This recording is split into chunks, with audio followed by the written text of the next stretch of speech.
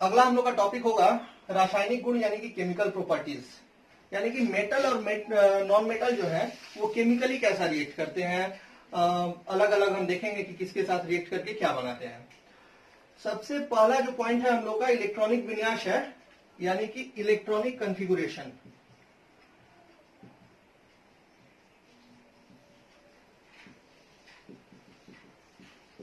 पहले टॉपिक समझना पड़ेगा इलेक्ट्रॉनिक विन्यास है क्या। अब थोड़ा सा 9th क्लास का बेसिक का जरूरत है। 9th क्लास में आप लोग कम से कम इतना जरूर पढ़ के आए होंगे कि परमाणु के 3 मौलिक कण होते हैं, इलेक्ट्रॉन, प्रोटॉन और न्यूट्रॉन। यदि नहीं पढ़ के आए हैं तो इतना तो जान ही जाइए, नहीं तो फिर ये टॉपिक नहीं समझ पाइएगा। परमाणु के कितने मौलिक कण होते हैं? 3। कौन कौन? Electron, proton, neutron. प्रोटॉन और न्यूट्रॉन जो है वो परमाणु के केंद्रक में होता है और इलेक्ट्रॉन जो है वो परमाणु के कक्ष पर होता है। इतना बेसिक जानकारी होना चाहिए। एक डायग्राम यदि बनाए तो ये हो गया आपका परमाणु का न्यूक्लियस, केंद्रक, और ये हो गया परमाणु का कक्ष। तो परमाणु के केंद्रक में कौन है? प्रोटॉन और न्यूट्रॉन है, और परमाणु के कक्ष पर कौन है? तो इलेक्ट्रॉन है। इतना पता होना चाहिए। अब देखिए इलेक्ट्रॉनिक विन्यास का मतलब क्या होता है, इलेक्ट्रॉनिक कॉन्फ़िगरेशन कहते किसको है। तो अलग अलग कक्षों में जो इलेक्ट्रॉन को सजाने का व्यवस्था होता है उसी को हम लोग कहते हैं इलेक्ट्रॉनिक विन्यास, यानी the methods of arrangement of electrons in different orbits of an atom is called electronic configuration. Simple भाषा में जितने भी इलेक्ट्रॉन होते हैं निश्चित रूप से किसी एक कक्ष में नहीं होंगे, अलग अलग कक्ष में कितने कितने इलेक्ट्रॉन होंगे, यही जो सजाने का व्यवस्था है इसको हम लोग कहते हैं इलेक्ट्रॉनिक विन्यास। 9th क्लास में निश्चित रूप से आप लोग 2n² पढ़ के आए होंगे। यदि नहीं पढ़े हैं तो कम से कम इस टॉपिक को समझने के लिए इतना जान जाइए कि परमाणु के पहले कक्ष में 2 इलेक्ट्रॉन होते हैं अधिक से अधिक, दूसरे कक्ष में अधिक से अधिक 8 इलेक्ट्रॉन हो सकते हैं। ठीक है, इतना जान जाइए, फिर ये टॉपिक समझ जाएंगे। अब देखते हैं इलेक्ट्रॉनिक विन्यास होता है धातुओं का कैसे होता है। तो देखिए धातु का जो इलेक्ट्रॉनिक विन्यास है जब हम लोग करते हैं तो उसके सबसे बाहरी कक्ष में यानी कि संयोजी कक्ष में या तो 1 इलेक्ट्रॉन होता है, या तो 2 इलेक्ट्रॉन होता है, या तो 3 इलेक्ट्रॉन होता है। इसका मतलब क्या हुआ?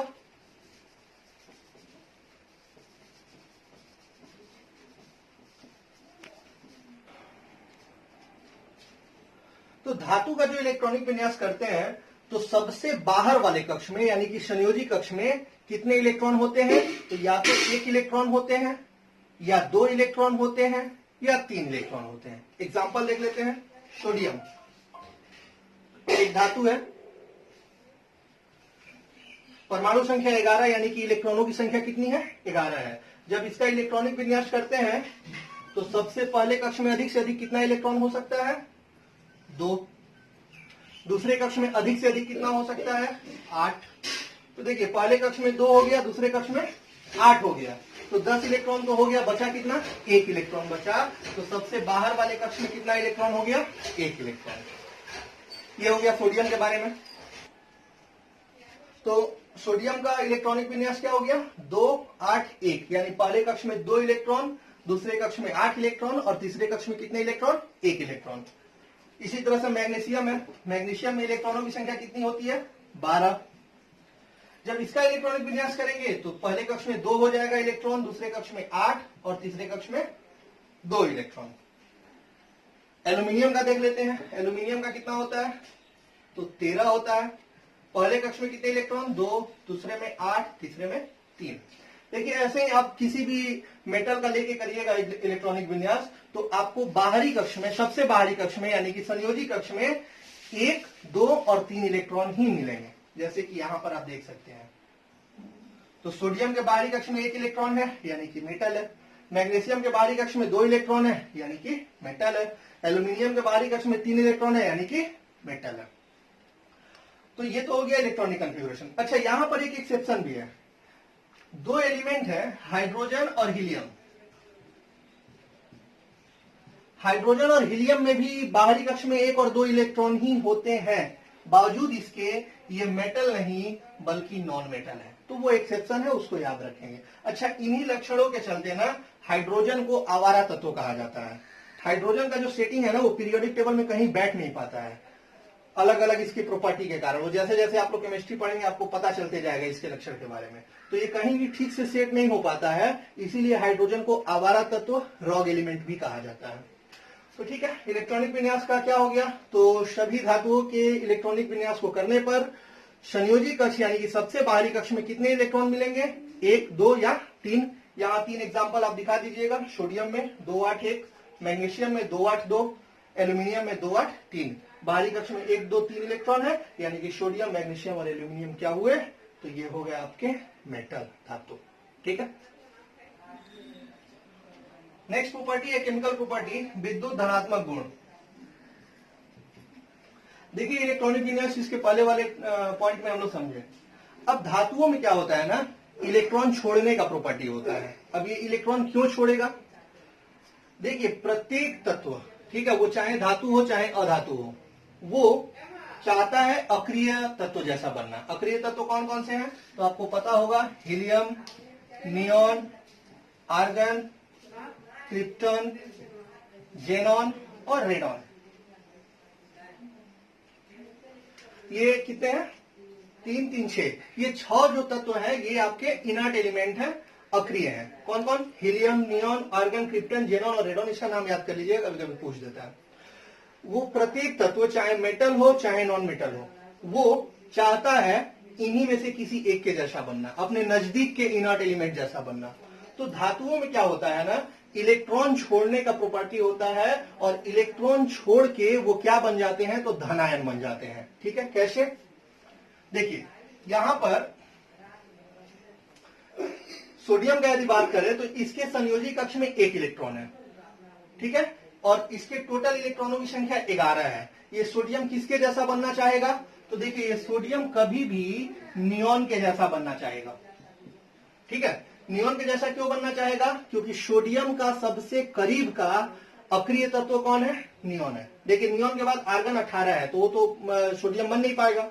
तो सोडियम हमेशा कोशिश करेगा कि हम नियॉन जैसा बन जाए, और नियॉन बनने के लिए इसके पास इलेक्ट्रॉनों की संख्या कितनी होनी चाहिए, 10 होनी चाहिए, और इसके पास अभी इलेक्ट्रॉनों की संख्या कितनी है, 11 इलेक्ट्रॉन है, और ये चाहता है कि मेरे पास 10 हो जाए। फायदा क्या होगा, जैसे ही इसके पास 10 इलेक्ट्रॉन होगा, ये अपने नजदीक के अक्रिय तत्व यानी कि नियॉन जैसा बन जाएगा। तो ये क्या करेगा, अपना 1 इलेक्ट्रॉन छोड़ देगा। तो 1 इलेक्ट्रॉन -1e, जब ये 1e किया, 1 इलेक्ट्रॉन छोड़ दिया, तो देखिए यहां पर एक प्लस चार्ज आ गया, यानी कि ये धनायन बन गया। ठीक है, तो क्या लिखेंगे विद्युत धनात्मक गुण में, तो धातुओं में इलेक्ट्रॉन छोड़ने का गुण पाया जाता है, और धातु जब इलेक्ट्रॉन छोड़ते हैं तो क्या बन जाते हैं, धनायन बन जाते हैं। ठीक है, इतना लिख देने से हो जाएगा। आप ये समझिए कि धातु जो है इलेक्ट्रॉन क्यों छोड़ रहे हैं, तो धातु इलेक्ट्रॉन छोड़ रहे हैं अपने नजदीक के अक्रिय तत्व जैसा बनने के वजह से, बनने के लिए। ठीक है, तो सोडियम को तो 1 इलेक्ट्रॉन छोड़ना पड़ेगा, मैग्नीशियम को कितना छोड़ना पड़ेगा, देखिए मैग्नीशियम किसके जैसा बनना चाहेगा, नियॉन जैसा या आर्गन जैसा, तो मैग्नीशियम के पास टोटल 12 इलेक्ट्रॉन है, तो 12 के नजदीक में कौन है, नियॉन की आर्गन, निश्चित रूप से नियॉन है। तो मैग्नीशियम भी नियॉन जैसा ही बनना चाहेगा, और नियॉन जैसा बनने के लिए इसको 2 इलेक्ट्रॉन छोड़ना पड़ेगा। तो ये आराम से 2 इलेक्ट्रॉन छोड़ देगा, क्या हो जाएगा, -2e। और जब ये 2 इलेक्ट्रॉन छोड़ेगा तो इसके ऊपर 2 पॉजिटिव चार्ज आ जाएगा, तो ये क्या बन जाएगा, Mg++ या Mg2+। सेम बात एल्यूमिनियम के साथ, एल्यूमिनियम किसके जैसा बनना चाहेगा, नजदीक के अक्रिय तत्व जैसा। नजदीक का अक्रिय तत्व कौन है, नियॉन है। नियॉन जैसा बनने के लिए इसको कितना इलेक्ट्रॉन छोड़ना पड़ेगा, 3 इलेक्ट्रॉन। क्या ये छोड़ेगा, बिल्कुल छोड़ देगा, -3 इलेक्ट्रॉन क्या बन जाएगा, Al+++, यानी कि Al3+। ठीक है, तो ये पॉइंट अच्छे से क्लियर हो गया होगा। विद्युत धनात्मक गुण क्या है, इलेक्ट्रॉन छोड़ने का गुण। धातुओं में इलेक्ट्रॉन छोड़ने का गुण पाया जाता है, और धातु जब इलेक्ट्रॉन छोड़ते हैं तो छोड़ के क्या बन जाते हैं, धनायन बन जाते हैं। अब यहीं पर एक चीज थोड़ा सा ढंग से समझ लीजिए आप लोग, कि मान लीजिए ये सोडियम जो है वो 1 इलेक्ट्रॉन छोड़ दिया, ठीक है,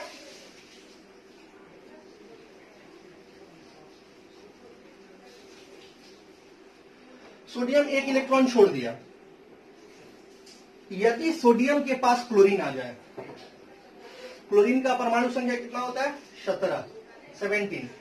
इलेक्ट्रॉनिक विन्यास क्या होगा, 2, 8, 7।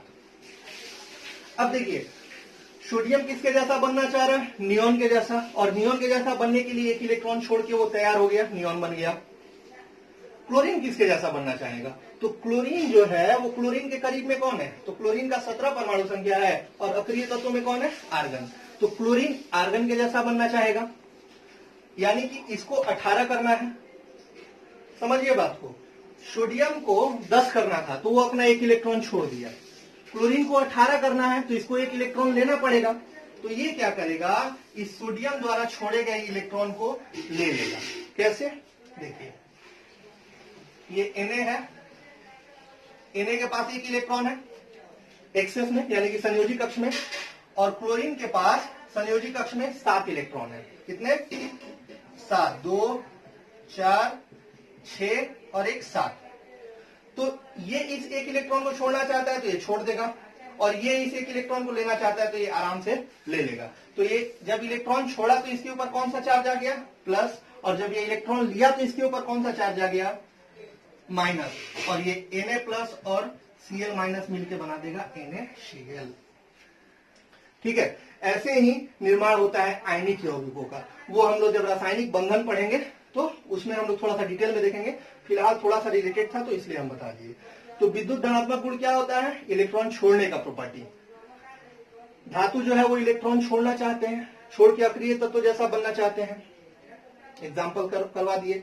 अधातु क्या करते हैं? तो ये इलेक्ट्रॉन लेना चाहते हैं। ठीक है, कैसे? यहां पर हो गया। थर्ड केमिकल प्रॉपर्टी होगा रिएक्शंस विथ ऑक्सीजन, यानी कि जब भी कभी धातु ऑक्सीजन से रिएक्ट करता है तो क्या होता है? Reactions with oxygen. देखिए, जब भी कभी धातु ऑक्सीजन से अभिक्रिया करेगा तो ऑक्साइड बनाएगा। कैसे? 4Na plus O2।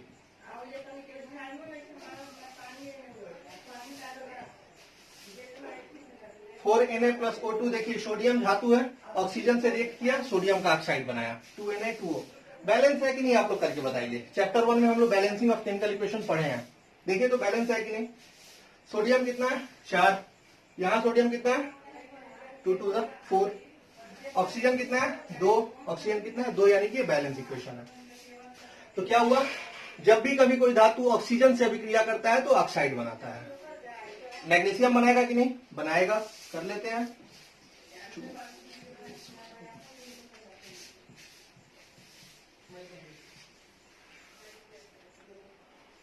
Magnesium oxygen से रिएक्ट किया तो मैग्नीशियम का ऑक्साइड बना। ठीक है, तो ये तो काफी सिंपल हो गया। अब यहां पर थोड़ा सा बुद्धि लगाते हैं कि यदि इस Na2O में हम लोग पानी मिला दें तब क्या होगा? तो जब Na2O में हम लोग पानी मिला देंगे तो NaOH बन जाएगा। याद होगा आप लोग को, चैप्टर 1 में पढ़ाए थे। सोडियम के ऑक्साइड में जब हम लोग पानी मिला देंगे तो वो क्या बन जाएगा? NaOH बन जाएगा। और NaOH क्या है? अम्ल है, भस्म है कि लवण है?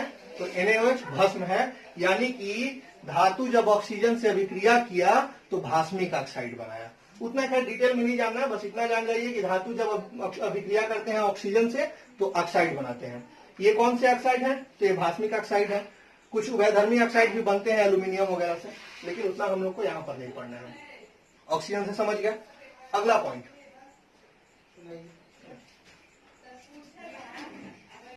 अगला जो पॉइंट है 4 नंबर, वो है रिएक्शंस विथ वाटर, यानी कि जब धातु जल से अभिक्रिया करता है तो क्या होता है? देखिए, जब भी कभी धातु जल से अभिक्रिया करेगा तो हाइड्रोजन गैस लिबरेट होगा, यानी हाइड्रोजन गैस जरूर निकलेगा। क्या लिखेंगे पॉइंट में? तो धातुएं जल से अभिक्रिया करके हाइड्रोजन गैस मुक्त करती हैं। 2 एग्जाम्पल काफी है आपके लिए। 2Na plus 2H2O। Na का मतलब सोडियम धातु है, H2O मतलब जल। ये रिएक्ट किया, क्या बनाया? NaOH। पहले चैप्टर में भी ये रिएक्शन आया था, सोडियम हाइड्रोक्साइड। और मेन इंपॉर्टेंट बात है कि हाइड्रोजन निकला। पोटेशियम रिएक्ट किया जल से, क्या बनाया? KOH। ये भी पता है आप लोगों को, भस्म है। और हाइड्रोजन लिबरेट हुआ।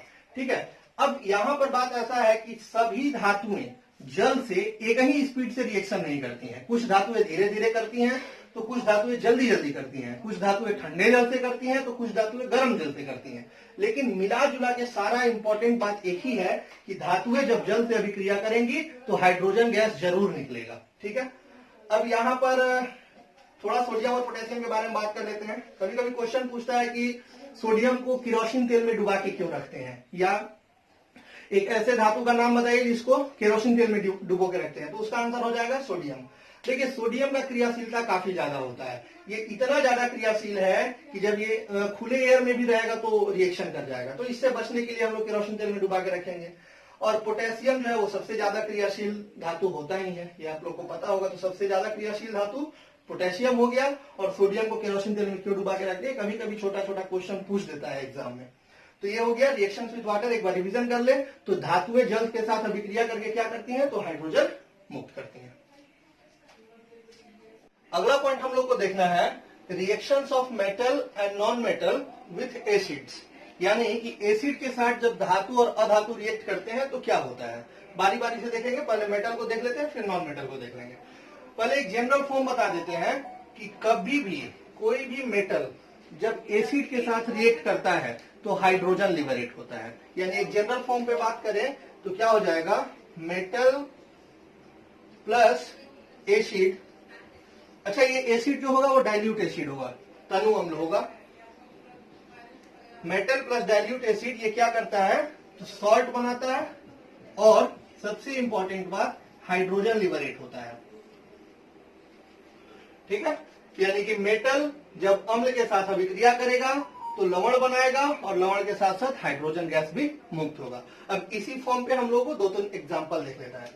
पहले बात करते हैं मेटल में हम लोग ले लेते हैं सोडियम, और एसिड में ले लेते हैं हम लोग HCl। देखिए मेटल में हम लोग क्या ले लिए, सोडियम ले लिए, और एसिड में हम लोग ले लिए HCl। यानी कि सोडियम जब HCl के साथ रिएक्ट करेगा तो क्या होगा, तो एक तो सॉल्ट बनाएगा, और सॉल्ट बनाने के साथ साथ हाइड्रोजन भी लिबरेट करेगा। तो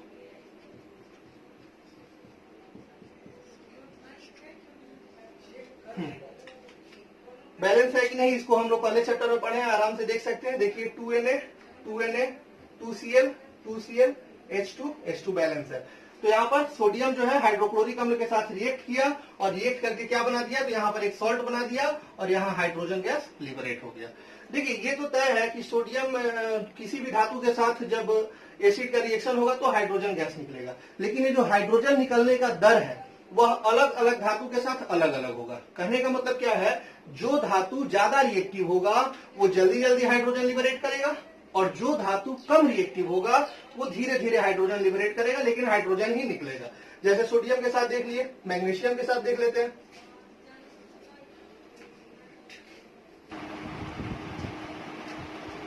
तो अब मैग्नीशियम के साथ हाइड्रोजन क्लोराइड का जब रिएक्शन होगा तो क्या बनेगा, हाइड्रोजन लिबरेट होगा, MgCl2 बनेगा। एल्यूमिनियम के साथ जब रिएक्शन होगा तब क्या होगा, तब भी हाइड्रोजन बनेगा।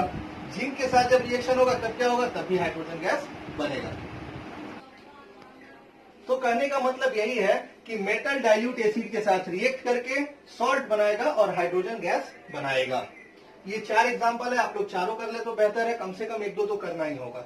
ठीक है, हाँ यहाँ पर एक बात समझ लीजिए कि ये जो हाइड्रोजन बनने का दर होगा वो एक नहीं होगा, यानी कि सोडियम के साथ रिएक्ट करेगा तो सबसे तेजी से बनेगा। ऐसे ही रिएक्टिविटी के हिसाब से, मेटल के रिएक्टिविटी के हिसाब से हाइड्रोजन गैस लिबरेट होगा।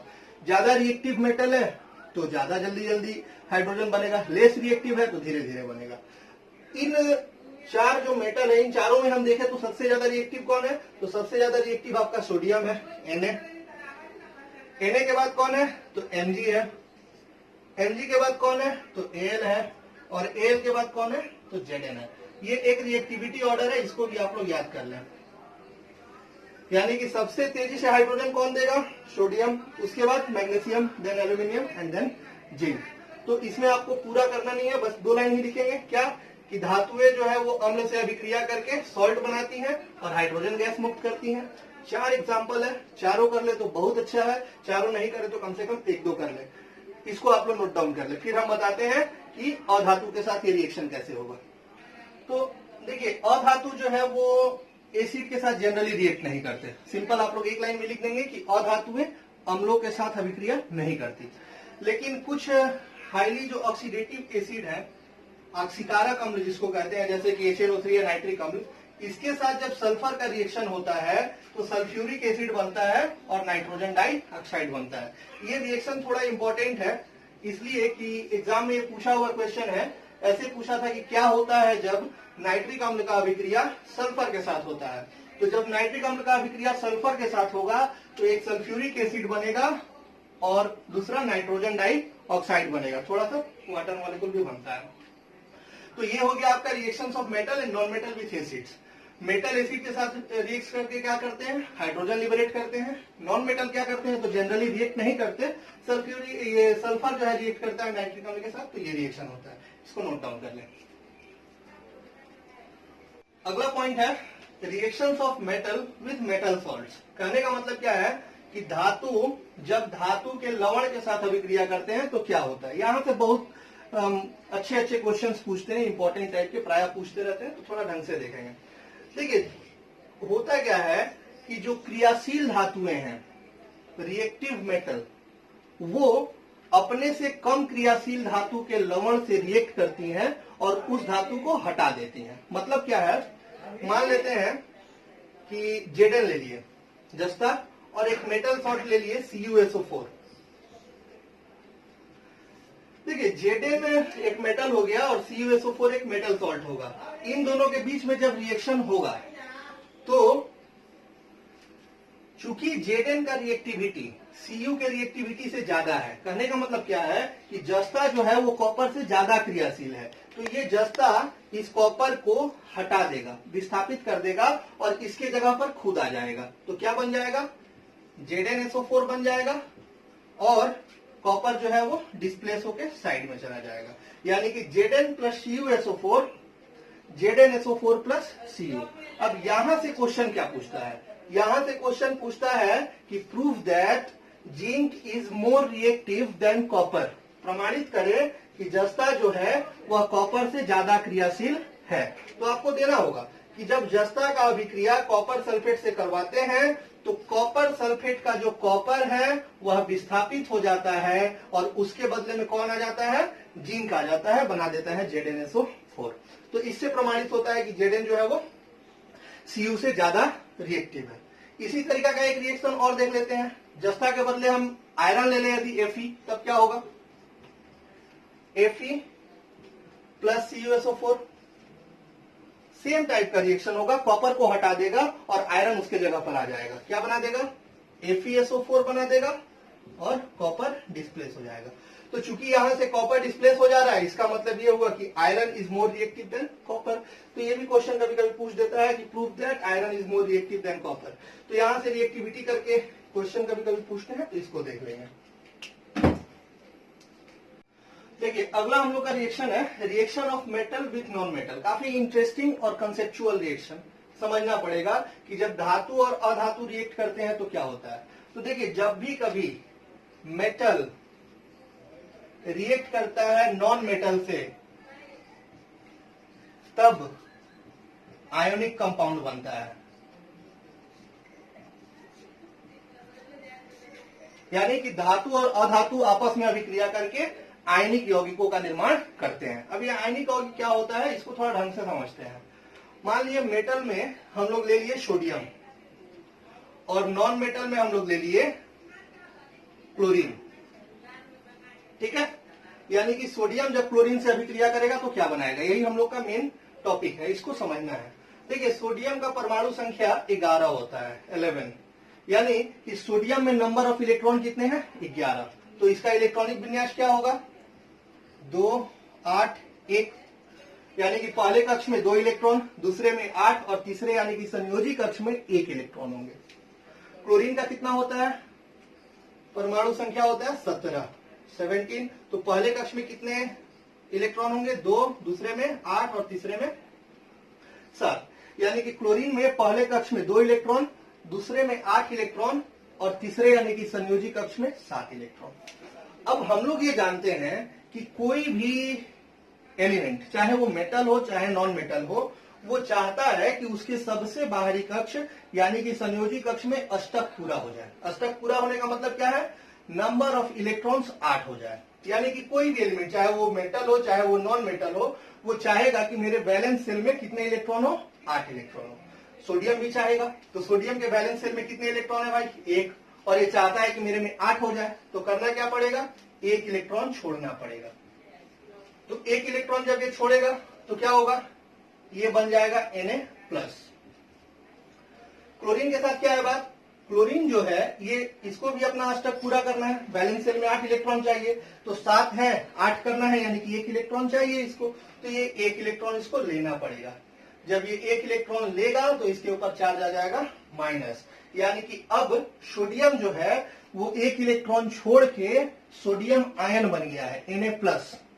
क्लोरीन जो है वो 1 इलेक्ट्रॉन लेके क्लोरीन आयन बन गया है, यानी कि Cl-।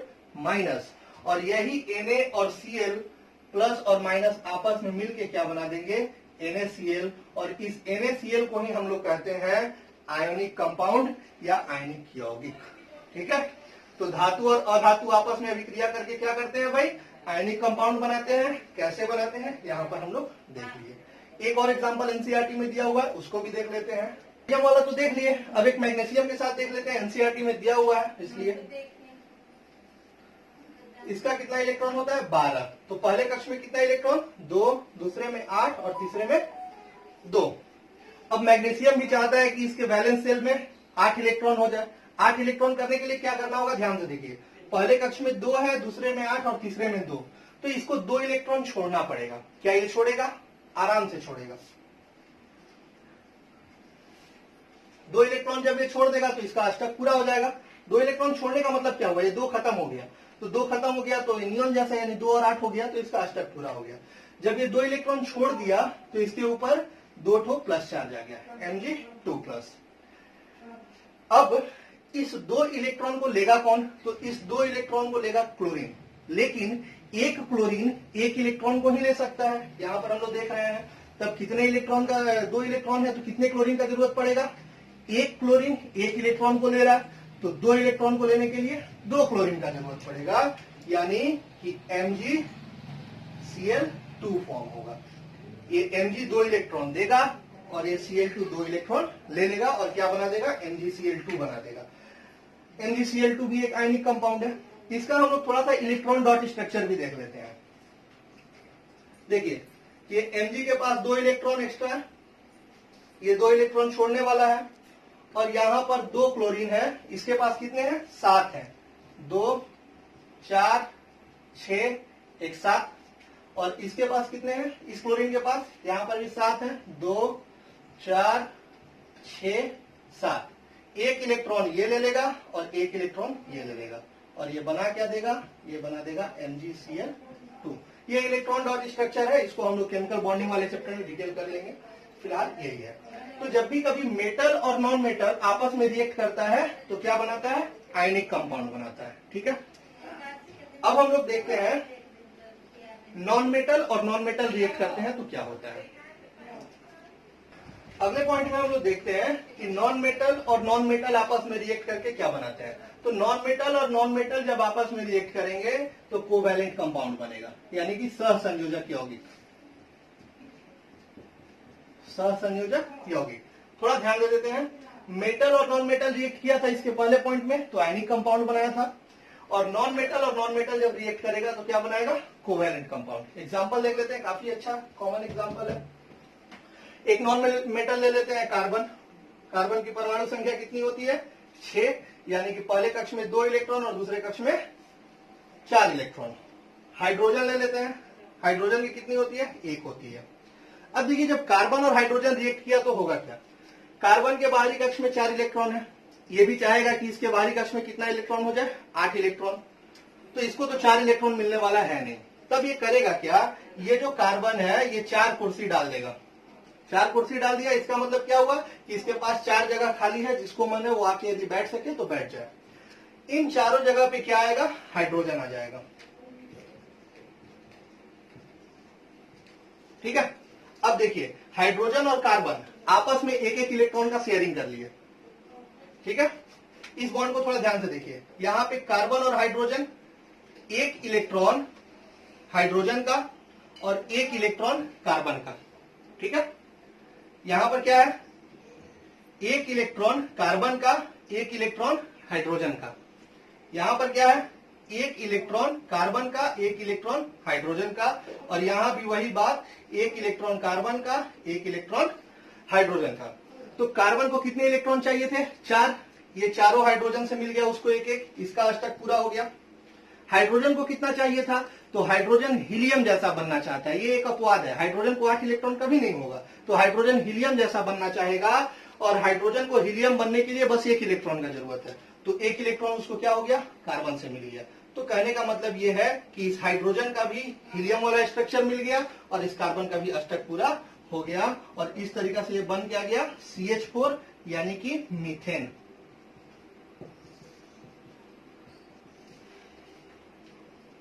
तो नॉन मेटल और नॉन मेटल आपस में रिएक्ट करके कोवैलेंट कंपाउंड बनाते हैं।